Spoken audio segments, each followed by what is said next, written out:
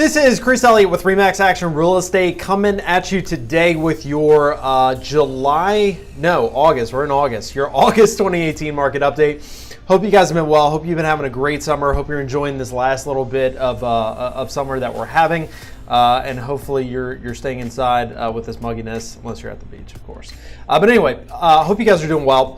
Want to do like we do always, give you some stats, give you an update as far as what we're looking at from the numbers from July.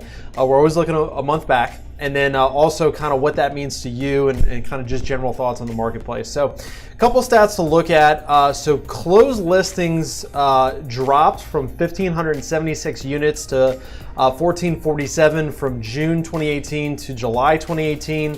Pending listings dropped from June to July 1,442 to 1,272.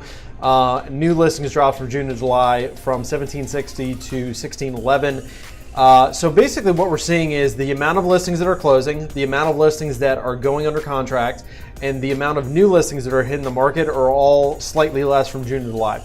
So what we're seeing, we've talked about it before, Richmond's very much a seasonal market in the sense that we have a selling season. Not to say homes don't sell in the fall and winter months, but there's definitely a bell curve to be had. And we're kind of on the backside of that bell curve going down into the fall months. Other things to look at, average list price to sales price was down from June to July. So I think we went from like 100% to like 98% as far as what homes were listing for versus what they were actually selling for. Average days on market went up from 24 to 26 days from June to July. Still very good, but just creeping up a little bit. And end of month inventory, the amount of homes left on the market at the end of the month was up slightly as well from June to July. So what does this mean to you?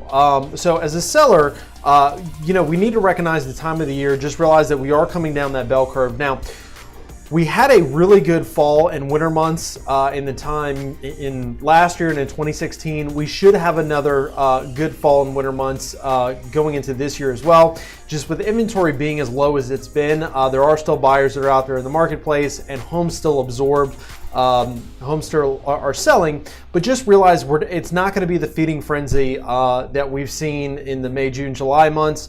Also to realize that, once the kids go back to school, once that first week of, once we pass Labor Day, the buyer pool does shrink just a little bit, and you have less buyers out there competing for homes.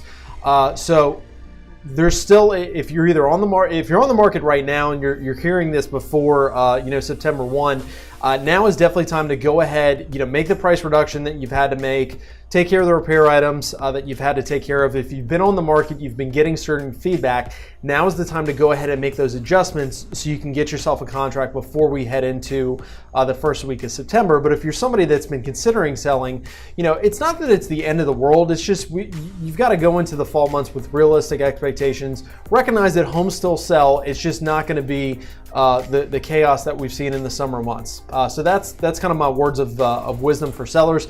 If you're out there buying and you've been out there this summer, you're probably a little discouraged if you haven't found a home already.